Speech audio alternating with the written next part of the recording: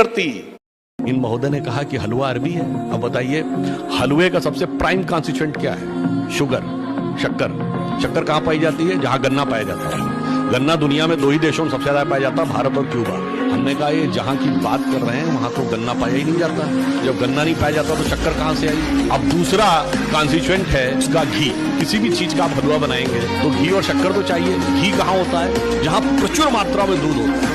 दूध से दही, दही से मक्खन, मक्खन से घी बनता है। अब जहां ऊंट का बूंद बूंद दूध मिलता है वहां कहां से दही, कहां से मक्खन, कहां से घी आया?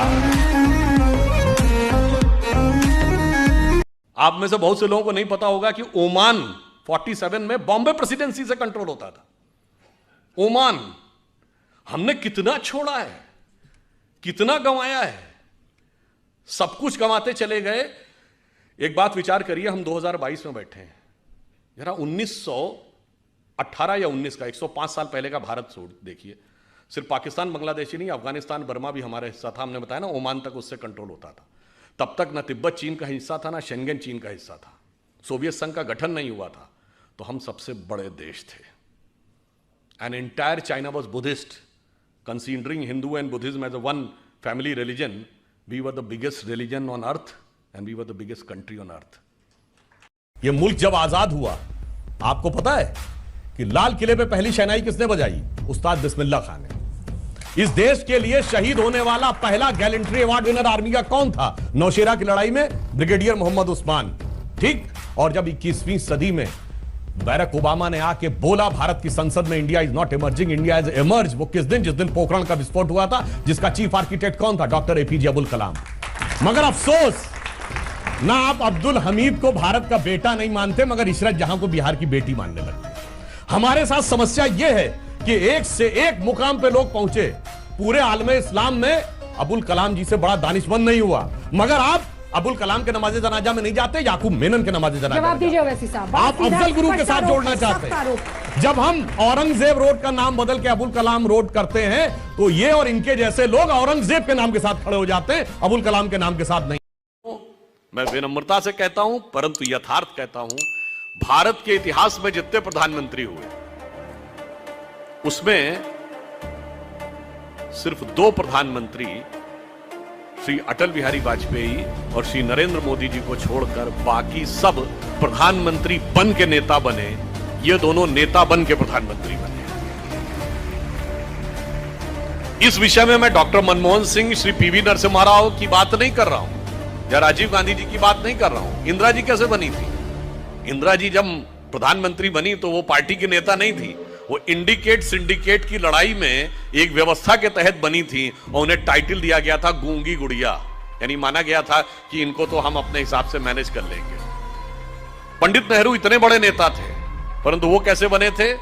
सारी की सारी कांग्रेस कमेटियां सरदार पटेल के साथ थी। वो महात्मा गांधी की अनुकंपा से बने।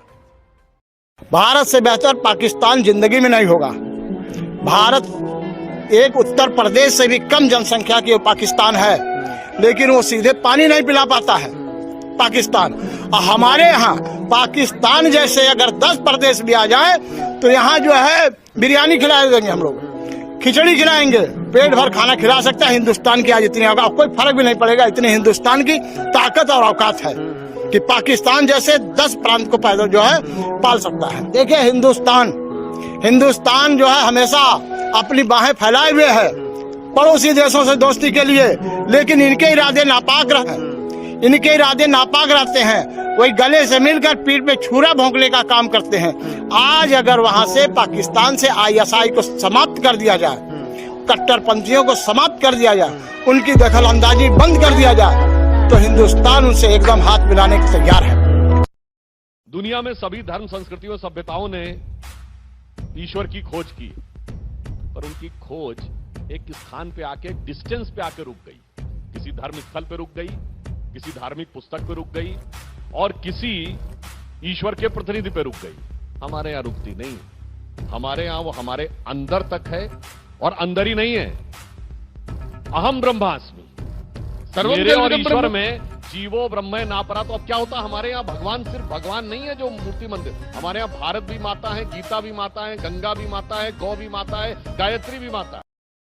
आपने कभी ध्यान दिया कि रावण के 10 ही सिर क्यों थे, 5 या 15 क्यों नहीं? और 10 सिर थे तो एक सर कटता था, दूसरा काहे उगाता था? और तुरंत क्यों उगाता था? भगवान क्यों नहीं रोक पाते? ये कहानी नहीं है, ये एक गहरा दर्शन है, गहरी फिलॉसफी है। और अगर रावण के 10 सिर भी थे तो उसका नाम 10 शीश, 10 ग्रीव, 10 कंधर, दशोदर कुछ भी हो सकता था। दशानन क्यों है? 10 मुख वाला क्यों है? एक्चुअली में 10 की फिगर का अर्थ है और हमारे शरीर की वह प्रवृत्ति है जो 10 इंद्रियों के खुले हुए मुख, यानी 10 इंद्रियों की बहिर्मुखी पिपासा का प्रतीक है। एक सर कटता था, दूसरा उगाता था। इसका अर्थ यह होता है कि यदि कोई आप एक इच्छा पूरी करिए, immediately it will get replaced by other, even God can not stop it. इसीलिए अब उसको कौन समाप्त करेगा? उसको समाप्त करेगा वह ईश्वर, राम। राम शब्द का अर्थ है रमन्ते इति रामः, यानी वह तत्व जिसमें सारा का सारा ब्रह्मांड अवस्थित है, वह राम। एटम बम का पहली बार प्रयोग 6 अगस्त को हिरोशिमा पे हुआ था। Who was considered the father of the atom bomb? Robert Oppenheimer. और जब 16 जुलाई 1945 को अमेरिका में बिकनी हिल पे पहला एटम बम का सक्सेसफुल प्रयोग हुआ था, उसको देखने के बाद रॉबर्ट ओपेनहाइमर ने पहला शब्द बोला था कि मुझे भगवत गीता का वह श्लोक याद आ रहा है जिसमें भगवान ने कहा है, यदि सृजन मैं हूं तो विनाश भी मैं ही हूं।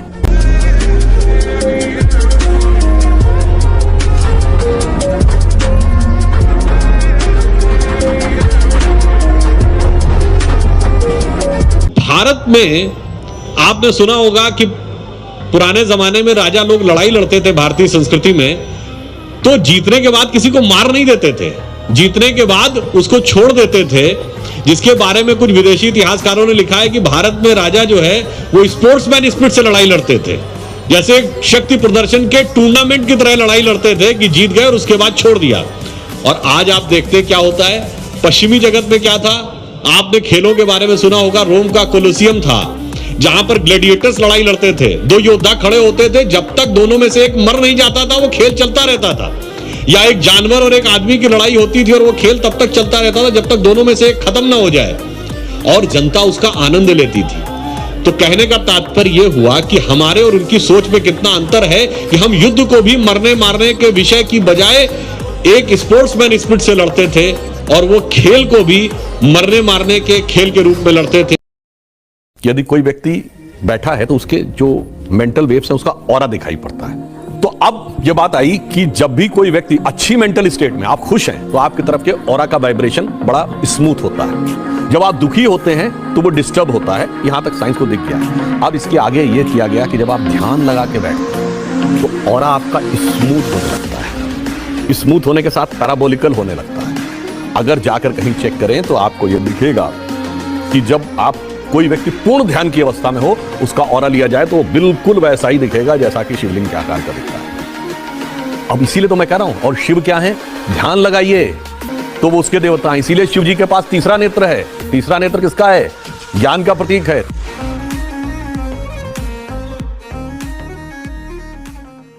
देश के गद्दारों को गोली मारो डॉट को। गद्दारों को क्या? आप बताइए ना, क्या बोला उन्होंने? गोली मारने की बात ये करेगा बताइए, मंत्री ने बोला गोली मारने की बात? क्या कहा उन्होंने? उन्होंने कहा देश के गद्दारों को। जनता कह सकती थी धक्का मारो, जूता मारो, गोली मारो। जनता ने कहा ना, देश के गद्दारों से हमदर्दी किसको है? ये तो देश का गद्दार, कन्वीनियंस की क्या बात? अरे ये बताइए, देश के गद्दारों से हमदर्दी किसको है? जिसको इशरत में बेटी नजर आती है, हाफिज में साहब नजर आता है, ओसामा में जी नजर आता है, जाकिर में शांति का मसीहा नजर आता है, बुरहान वानी में भटका हुआ नौजवान नजर आता है, और भारत की सेना के अध्यक्ष में सड़क छाप गुंडा नजर आता है। उनको परेशानी है। मैं किसी भाषा के विरोध की बात नहीं करता हूं। आप आंख बंद करिए और 4 लोग आपके सामने अंग्रेजी बोले हैं। 3 लोग, एक कश्मीरी या पंजाबी हो, एक बिहारी हो और एक तमिल केरलाइट हो। आपको आंख खोलने की जरूरत नहीं, आप बता देंगे ये तमिल बोल रहा है, ये बिहारी बोल रहा है और ये कश्मीरी बोल रहा है, क्योंकि एक्सेंट का प्रॉब्लम है, साइलेंट का प्रॉब्लम है, अनसाइंटिफिक लैंग्वेज है। अगर आप आंख बंद करिए और एक संस्कृत का श्लोक बोला जाए तो आप नहीं बता पाएंगे कि तिरुपति बालाजी में बोला जा रहा है, कि कामाख्या में बोला जा रहा है, या वैष्णो देवी में बोला जा रहा है। इटली में, फ्रांस में जब ये दलील देते हैं तब मैं पूछती हूँ उनकी पर कैपिटा इनकम क्या है, हमारे देश में पर कैपिटा इनकम क्या है, लेकिन आप वही बार बार हमें समझाते हैं कि अमेरिका में ये हो रहा है। बेहतर है, सुनिए वहां पे कितने का है $1? अब आप बताएंगे सबसे ज्यादा पर कैपिटा इनकम कहाँ है? नहीं, सिंगापुर। नहीं, पर कैपिटा की बात तेरा तो गेम बचाना पड़ेगा। मैं कह रहा हूँ, चलिए आपका अमेरिका की बात कही, एक बॉटल पानी कितने का मिलता है? $1.5 का, मतलब 120 रुपए का। 10% का मतलब हो गया 12 रुपए गाया, 12 रुपए चढ़ गया। यहां तो 12 रुपए के अंदर पूरी बोतल मिल जाती है। पेइंग पावर पैरिटी में हम दुनिया की तीसरी बड़ी अर्थव्यवस्था है। पेइंग पावर पैरिटी में तो ये हमारे ऊपर इसका इंपैक्ट कम है। अगर उस दौर में जाएंगे वहां तो बहुत भयानक स्थिति है। अब बताइए, जाड़े का दौर चल रहा है, ब्रिटेन में क्या कहा गया? We have hardly money either to eat और टू हीट। मतलब जाड़े में गर्मी रखनी है, वो चला लो या खाना खा लो, इतनी बुरी स्थिति है।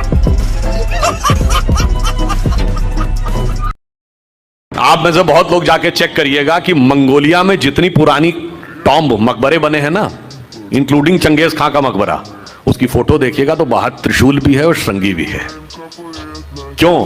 पूछिए कि पुराने जमाने में मंगोलों का धर्म क्या होता था, तो जिन लोगों ने हिस्ट्री पढ़ी तो कहेंगे तेंद्रिन होता था। अरे तेंद्रिन कुछ नहीं है, तंत्र का ही अपभ्रंश तेंद्रिन है, और तंत्र के देवता शिव हैं, इसीलिए वहां त्रिशूल और श्रृंगी दोनों नजर आते हैं।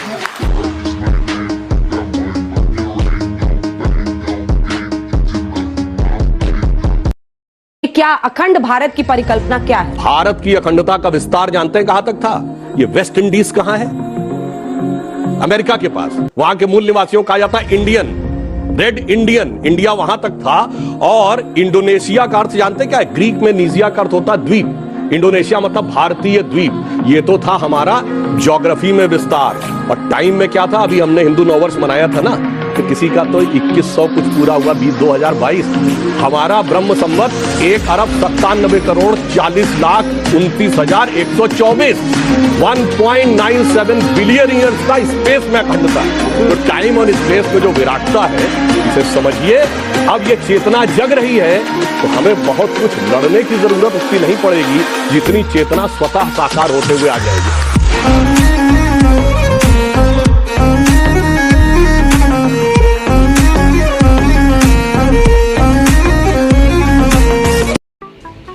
जितने भी ये तथाकथित वामपंथी हैं, इसमें से किसी ने वैदिक गुरुकुल में शिक्षा लेने के बाद वेदों पर टिप्पणी की हो तो मैं पूछने को तैयार हूं। और तो और छोड़िए, इनमें से किसी को वैदिक व्याकरण की संस्कृति नहीं पड़ी है। देखिए, लौकिक संस्कृत का व्याकरण अलग है, वैदिक संस्कृत का व्याकरण अलग है। मैं एग्जाम्पल देना चाहता हूं। मकर संक्रांति का पर्व है। संक्रांति का अर्थ होता है नीचे से ऊपर जाना, सूर्य दक्षिणायन से उत्तरायण जाता है। वैदिक व्याकरण में संक्रम का अपोजिट है विक्रम, यानी ऊपर से नीचे जाना। पर लौकिक संस्कृत में विक्रम पराक्रम का अर्थ हो गया, इसीलिए विक्रमादित्य शब्द प्रयोग होता है। तो इसका अर्थ क्या हुआ कि अगर आप अपने हिसाब से उसका अर्थ निकालेंगे तो अर्थ का अनर्थ कर ही लेंगे ना। एक दोहा है बड़ा प्रसिद्ध कि भाई, जब आप शून्य में उतर जाते हैं तो आपको बाहर की कोई ध्वनि सुनाई नहीं पड़ती। तो कहते हैं ना कि हृदय का एक अनहद नाद सुनाई पड़ता है। अनहद वर्ड आप लोगों ने सुना होगा, अनहद नाद जो हृदय में होता है। तो हमारे यहाँ क्या कहा गया? जीवन का लक्ष्य क्या है? कि जात हमारी ब्रह्म है और माता पिता है राम, घर अपनों है शून्य में, अनहद में विश्राम। लक्ष्य जीवन का ये था, अनंत तक पहुंचना था, वह मार्ग शून्य से होकर जाता है। ये हमने दुनिया को बताया, ये ज्यादा बड़ी बात है। कैलकुलेशन तो कंप्यूटर भी करके दिखा देगा, मगर भारत अनंत का रास्ता शून्य के माध्यम से सिर्फ भारतीय वांग्मय दिखाएगा।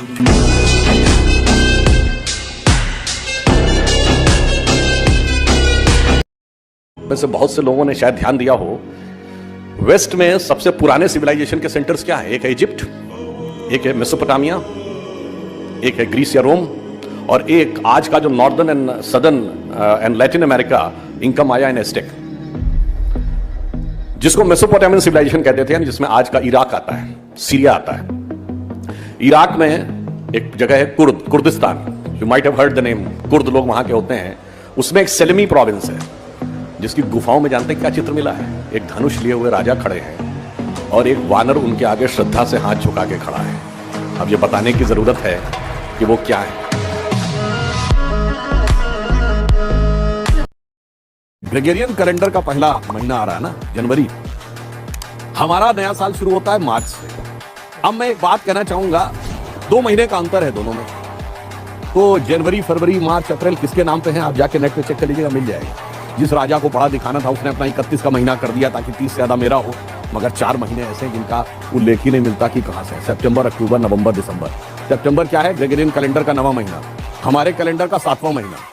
और अंबर कहते हैं आकाश को संस्कृत में। जब 12 ज़ोडिएक में आप डिवाइड करते हैं, जब सूर्य सप्त अंबर में है तो वो सप्त अंबर है, अष्ट अंबर में है तो अक्टूबर है, नवम अंबर में है तो नवंबर है, दशम अंबर में है तो दिसंबर है। फिर यदि ये सब कुछ सच है तो जिन जिन लोगों ने अपने महीने का नाम बड़ा करने के लिए 31 का महीना किया, तो सारे कटने कहां से चाहिए थे? आखिरी महीने से कटने चाहिए थे ना। तो जैसे हमारा जिस समय चैत्र शुक्ल प्रतिपदा आती है मार्च के महीने में, सारी दुनिया में एक जमाने में वही कैलेंडर था। और हमारे यहाँ तो हर मंत्र का एक लय, हर चीज एक छंद में लिखी गई है। वैदिक गणित के श्लोक भी छंदों में लिखे गए हैं। छंद बोलकर बताया जा सकता है, लिखकर नहीं। जैसा मैंने एक बार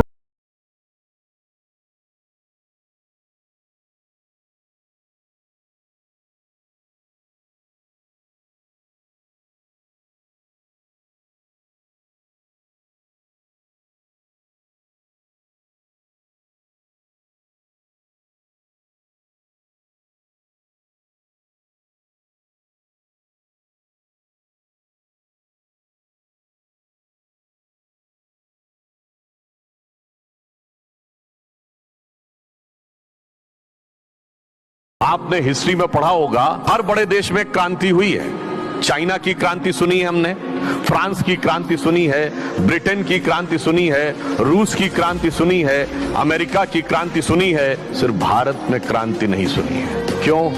क्रांति वहां होती है जहां सब कुछ बाहर पाने की इच्छा हो, परंतु जहां अंदर खोजने की प्रयास होता है वहां संक्रांति होती है। इसलिए इस देश में क्रांति नहीं, संक्रांति घटित होती है। दिन है तो रात आएगी, रात है तो निश्चित दिन आएगा। आज असफलता है तो निश्चित कल सफलता होगी। आज सफल हो तो कल असफल होने के लिए तैयार रहो। वो क्रम है ऐसे, और सफलता असफलता में दोनों समान भाव रखता है, वही महात्मा है। कहा जाता शून्य किसने दिया? आर्यभट्ट ने खोजा। भाई आर्यभट्ट ने खोजा नहीं, आर्यभट्ट की किताब में पहली बार तुमको लिखा हुआ मिला। अगर आर्यभट्ट ने शून्य खोजा तो बौद्ध मत में शून्यवाद का सिद्धांत कहां से आया? वो तो आर्यभट्ट से पहले के थे। और ये बताइए, कौरवों की 18 अक्षौणी सेना से लेके भगवान राम की जन्म कुंडली बन रही थी, वो बगैर शून्य के बन रही थी। वास्तविकता यह है कि शून्य वेदों से निकला, और वो इस बात को स्वीकार करने को तैयार नहीं होते थे कि धर्म ग्रंथ से निकलता है। जाके चेक करिए, who was the first king considered to be the first king in the entire dynasty of Pharaoh? His name is Ramsu, रामीसू। एक प्रकार से राम ईश से रामसी बना है। अब सोचिए, जॉर्डन बैंक के वेस्ट बैंक पे, जॉर्डन रिवर के on the west bank, now it is under the control of Israel, there is a place called Ramallah. अब अल्लाह तो समझ में आता है, उसमें राम कहां से आ गया? ये सोचने की बात है। अब अगर आप जाइए इटली में, एक शहर है रावेन्ना। अब रावन्ना और रावना में कुछ तो दिखाई पड़ता है। अब कोई कहेगा नहीं ये तो ऐसे ही इंटरेस्टिंग कोलिशन है। नहीं साहब, वहां पे इलाके में एक भित्ति चित्र पाया गया है वहां के जंगलों में, जो अभी खोजा गया 70-80-100 साल पहले। उसमें जानते क्या है? एक मरा हुआ हिरन पड़ा है, और एक लेडी खड़ी है, और एक व्यक्ति अपने फेस से मास्क हटा के उसको पकड़ने का प्रयास कर रहा है। अब ये बताने की जरूरत है कि वो मारीची का संदर्भ है, और रावन्ना जगह पर ही यह रावण का संदर्भ आ रहा है। कल दीपिका पादुकोण गई थी जेएनयू में टुकड़े टुकड़े गैंग को समर्थन देने के लिए। दीपिका पादुकोण कौन है? अभिनेत्री है। तो सिनेमा वालों के लिए क्या चाहिए? गेहूं की बाली उगती है तो उसके नीचे का जो हिस्सा होता है वो किसको जाता है? पहले पशुओं को जाता है। जो बाली निकाली जाती है दाने, तो पहला दाना किसको जाता है? पक्षियों को जाता है। जब दाने से आटा बनता है तो पहला आटा किसको जाता है? चींटियों को जाता है। फिर गूंथा जाता है आटा रोटी बनाने के लिए, तो मछली को जाता है। पहली रोटी गाय को जाती है और अंतिम रोटी कुत्ते को जाती है। इससे ज्यादा प्रकृति के साथ रहने का तरीका किसी को सीखने की जरूरत है।